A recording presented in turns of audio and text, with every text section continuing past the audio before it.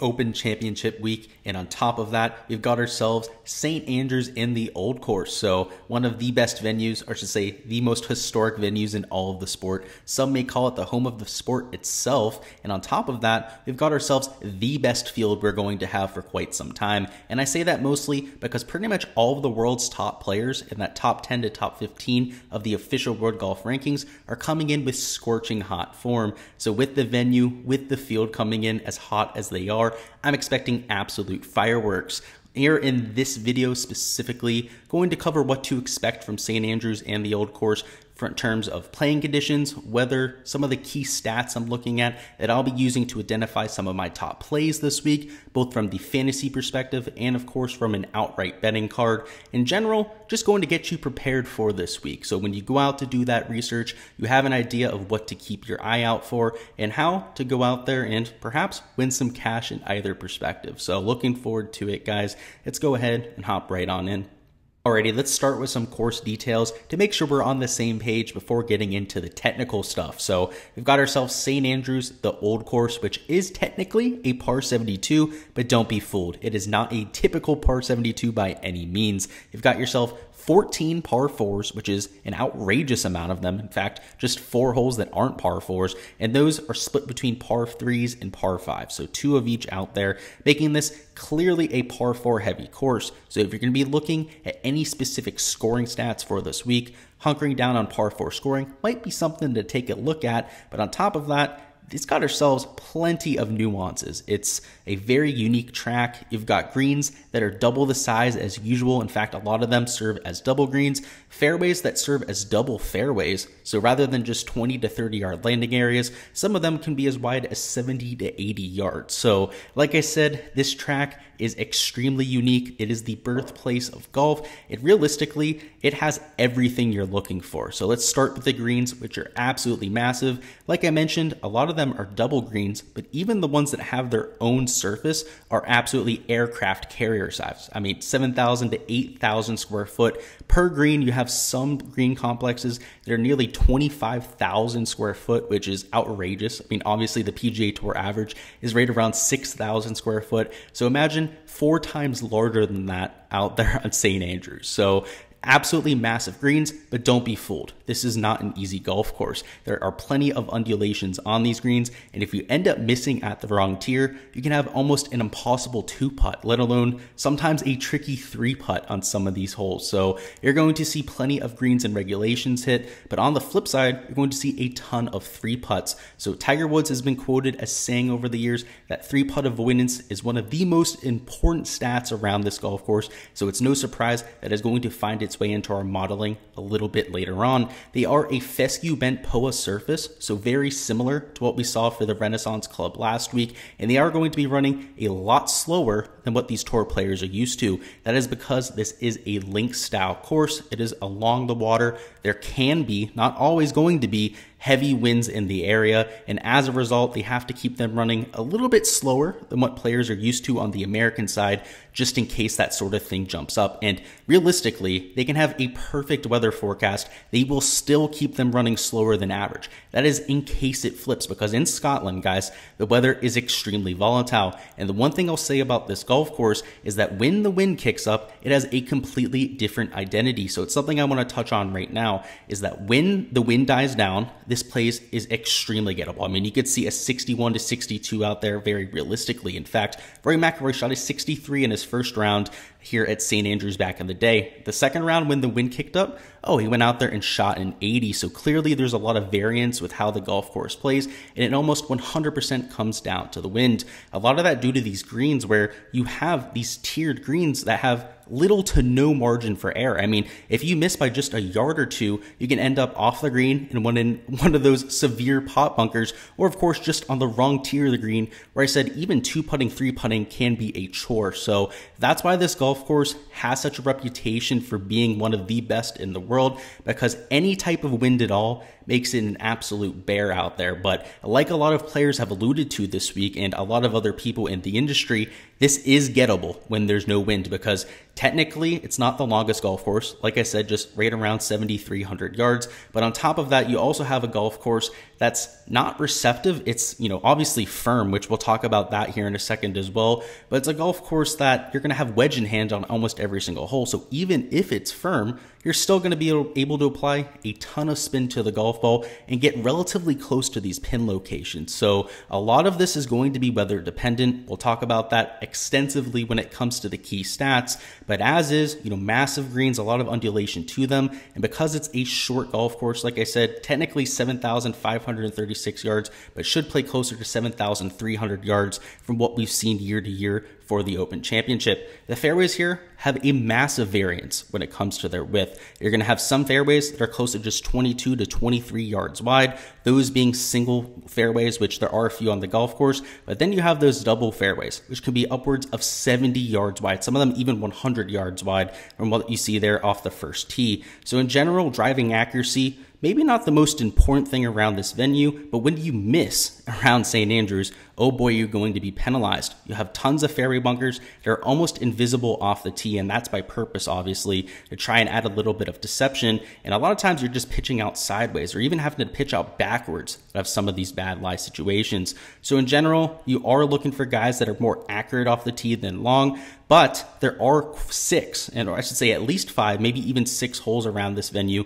that are drivable for the longest of players. So driving distance is something that we absolutely cannot ignore. I would argue that it's more of a even parts of both type of approach where you want guys that are both accurate and long off the tee, or at least elite in one of the two categories, because if you're hitting fairways the entire week, it is going to be extremely advantageous with how firm the turf is out there, because you're going to get a lot of extra rollout, and of course you're going to stay out a lot of that trouble. But the Bombers obviously going to have large fairways, right? It's pretty hard to get into trouble unless you hit it into one of those pot bunkers, which, if you're playing a smart approach, you might be able to avoid, because there are plenty of double fairways out there where you can play to an adjacent fairway and kind of keep yourself out of trouble. But of course, that makes a harder second shot. So a lot of that gives you an idea of what to expect around this venue. And if you want to see a hole-by-hole analysis, I will put a link down in the description to a great video that has been done on it, where they go hole-by-hole. They talk about a lot of the strategy. They have overhead drone shots that I'm obviously not able to use myself due to intellectual property reasons, but they do a fantastic job. So just make sure you check that out if you're looking for more of the strategic standpoint. But from a key stat standpoint, which we'll talk about here in a second, off the tee, maybe not the most important statistic. Like I said, you can be both long off the tee and get it done here, or more of an accuracy guy. I just think you need to be one of the two for sure. The rough is only 1.65 inches, which is extremely short. It is a fescue bent, a sweet vernal, which I've never seen before in a golf course, and also a crested dog's tail. So all 4 of those grasses make up the rough here, but it's only 1.65 inches long. Now, because this is a links course, there are going to be patches that are a bit longer, that are the quote-unquote native area that you find around St. Andrews. But the primary rough, which you find around a majority of this venue, is really nothing to worry about. I know we've got the sweet vernal and crested dog's tail in there. I don't know much about those, but I would imagine that kind of like we saw at the Genesis Invitational, that as long as you're not too far offline there, like at the Scottish and the Renaissance, you should be okay. Now, if you get into some of those natural areas, some of those real waist-high fescue spots, now you're going to be in some type of trouble. But these players are going to have that mapped out. They have a clear strategy plan out there. So unless they're absolutely shanking it off the tee or with their approaches, I think they should be in relatively good shape when it comes to the rough. And now let's talk about the weather once again. So like I mentioned before, this course can play completely different when the weather kicks up, and that's something that can change overnight. I mean, day to day on this golf course, you can get different wind directions. The prevailing wind is going to be a crosswind, which takes you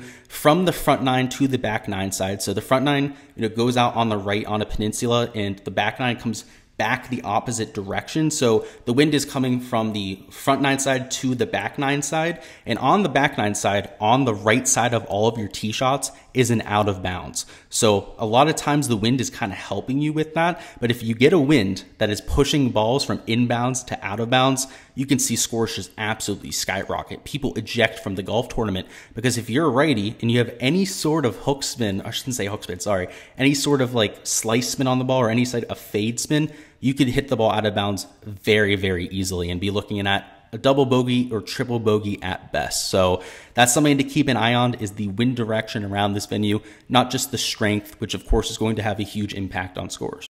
All right, now that we're on the same page, let's talk about some of the stats that I'm looking at this week to try and identify some of my plays. So at number 1, we've got shots gained approach, which should not surprise anybody, but particularly at a major championship venue, we know that the cream is going to rise to the top, and typically what makes a player great on tour is going to be their approach play. It's by far the most consistent stat from week to week, but particularly around this venue, it's all about your approach play. With all of those greenside bunkers that have, a true penalty to them. I mean, when you get into those pop bunkers, a lot of times it's at least a half a stroke difference, if not a full stroke difference between your score there. And realistically, the guys that can avoid those pot bunkers, avoid all of that trouble, I mean, even off the tee, avoid a lot of those pot bunkers, are going to have the most success this week. And if I'm going to hunker down on one range specifically, it is going to be wedge play. That 50 to 125 yard range, also that 125 to 150 range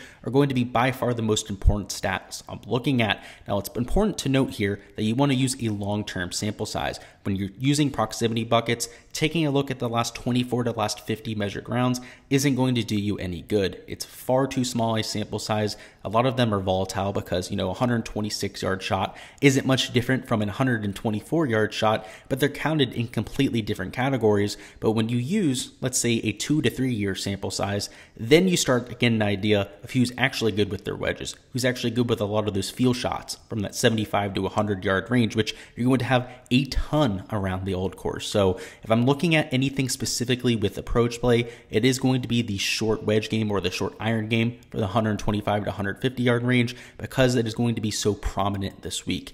At number 2, we've got shots gained putting, which, like I mentioned before, a little bit of an emphasis on 3-putt avoidance with how large these green complexes can be. But on top of that, also taking a look at your 5 to 10 foot range with how tricky the undulations are here. And even if they're running slow, close to a 10 on the stint meter, you're going to have plenty of those 5 to 10 footers to save par. The around the green play is far from straightforward. One of the trickier courses to get up and down at, but also you're dealing with, swingers, 2 to 3 foot swingers at times on those 7 to 8 foot putts. So trying to take the guys that have historically, and not over a small sample size, so kind of similar to the proximity buckets with the approach play, with this 5 to 10 foot range with putting, I'm taking a look at who historically has putted the best in that range. Yesterday, Justin Thomas, after his practice round, talked extensively how, at least for him, that 5 to 10 foot range was going to be vital for him this week. But he also thought for the rest of the field with, again, all of those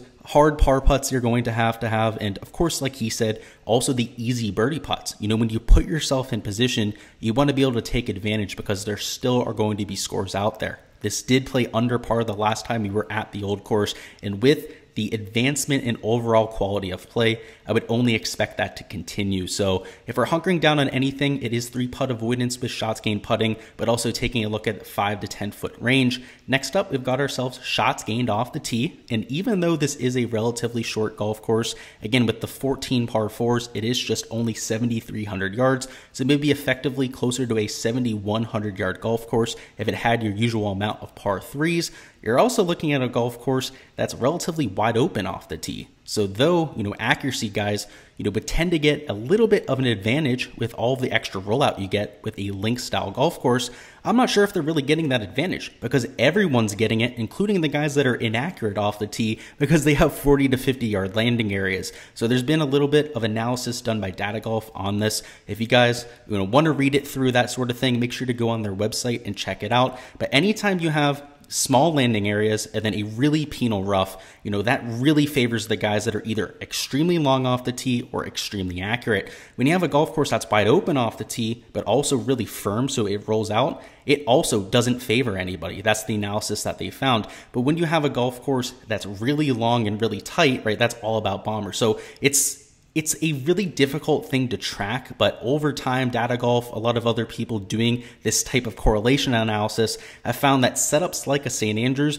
pretty much don't favor anybody off the tee. So that's why it's there at number 3. It's a little bit less important this week than most. I'm really looking at approach play. That is by far the most important stat I'm looking at, but also really looking at putting, particularly that 3-putt avoidance stat, also that 5 to 10 foot range. I expect to be unbelievably vital for this week. Outside of shots gained off the tee and those 2 ranges, I'm taking a look at shots gained at Open Championships. So with it being a links style setup, obviously taking a look at how players have fared over the years is going to be important. And one thing to note about St. Andrews specifically is pretty much all the winners here have had experience at the Open before.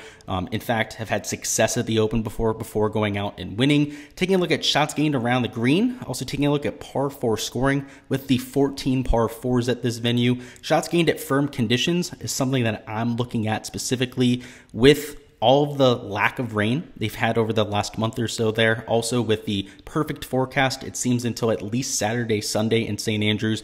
I expect at least Thursday and Friday to play extremely firm. Also looking at sand saves, which shouldn't be a surprise with all these pot bunkers. History at St. Andrews, if players have that for the last 1 or 2, maybe even 3 starts for a few of them. And also taking a look at comp course history, which we'll identify the comps here in a second, but also with some of the similar type of golf courses that we see around the PGA Tour, taking a look at some of the past results that players have at them.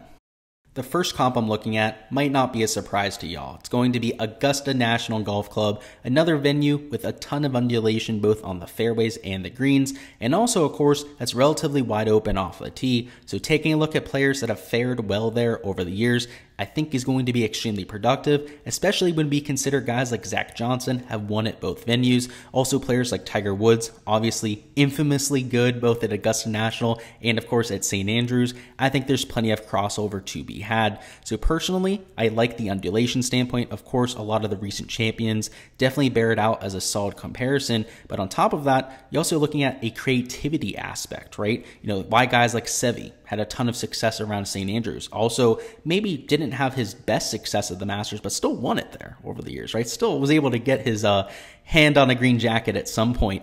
It takes creativity to get up and down around these greens with these tiers, with all the severe undulation in play. It really takes like a Jordan Spieth type of mindset to go out there and have that success, a cavalier type mindset like a Seve Ballesteros, for example. And realistically, it's hard to try and encapsulate that, right? There's not a stat we can use to talk about a player's creativity, but perhaps looking at, you know, past success at St. Andrews, which I talked about during my comp course, or say my key stats section, or of course something like Augusta National or these comp courses is a way to try and get that, right? We can take those past results and use it as our best guesstimate for how these players are playing at creative golf courses. So that's why I'm including Augusta National there. It obviously encapsulates that sort of the game around St. Andrews. And realistically, you know, off the tee, like I said, it's wide open. The greens around Augusta aren't that large, but they still are larger than the PGA Tour average. A few things that you can use as a parallel between the two courses. Next up, we've got Kapalua, the Plantation course,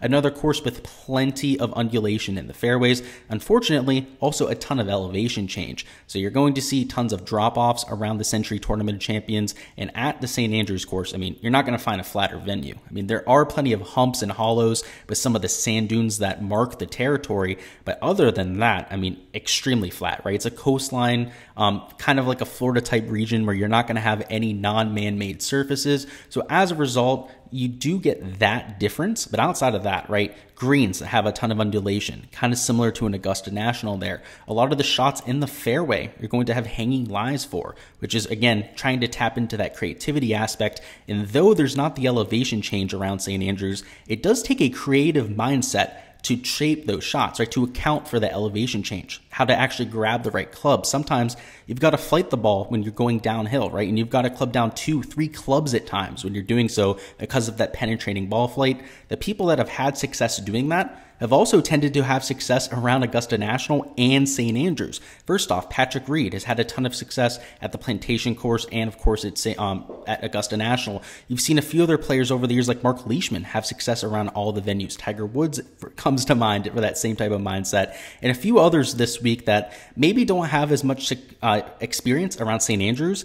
that could potentially pop this year because they've had so much success around these comps. So it is certainly something that I'm looking at, with a lot of the undulation play, is really why I'm looking at these first two courses. And now lastly, the one that is really straightforward is the Renaissance Club. We were there last week. It is a link-style Scotland golf course, right? You're looking at a lot of parallels with the greens. They have a lot of undulation to them, tiers to them. Now, the rough, a lot more penal around the Renaissance Club. I'd argue that the Renaissance Club going to play more difficult than what we see at St. Andrews, which, kind of seems like a joke out there, but St. Andrews, it's not the hardest golf course. It's got a lot of strategy to it, but it's certainly gettable under great conditions.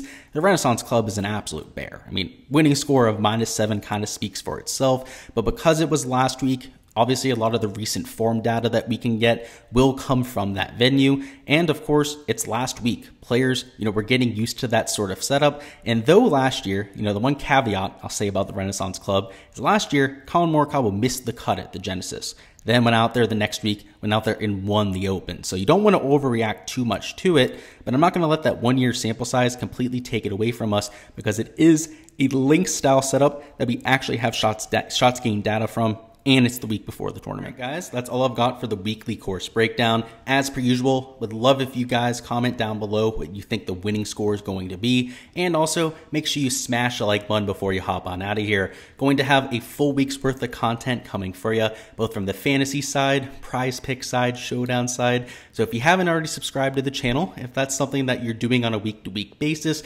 would definitely recommend you go out and do so you don't miss any of that content when it drops. Again, I appreciate all the support, guys. Hopefully the video has you a little bit more prepared for this week than you were before. And until next time, best of luck with any of your bets, any of your fantasy lineups for this week. And let's get this cash, fellas.